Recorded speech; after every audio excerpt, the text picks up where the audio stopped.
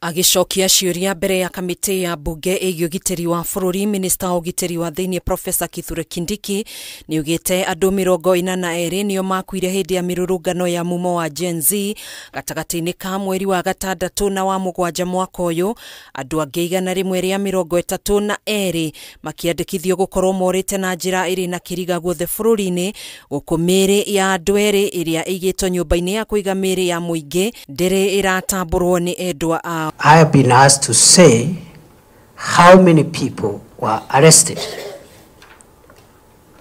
during that period. 1,208.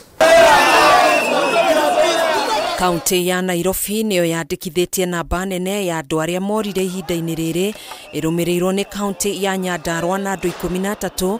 Kindiki akiuga atĩ ti andũ othe moraga na njĩra ya KIRIGA kũrũmĩrĩra ciĩko cia ũnyitani mĩgwate ya maabitha borithi, ona gũtuĩka thirikari nĩ ĩreka ũrĩa wothe ĩngĩhota gũtigĩrĩra andũ aya nĩ monekana. Scientifically correct to say that when someone is reported missing, they have been abducted. Some of them have been traced eventually after months, others after weeks, others after years, others have never been found. Kindiki niugĩte hĩndĩ ya mirurungano ĩno nĩ kwarĩ na andũ kĩũmbe arĩa mahuthirire mĩcinga yao kĩũmbe gũtabania ciĩko cia njũragano hĩndĩ ya mirurungano ĩno, na ti hĩndĩ ciothe maabitha borithi makoragwo magĩtabania ciĩko cia njũragano kũrĩ mũingĩ. This administration does not condone abductions or extrajudicial killings or enforced disappearances.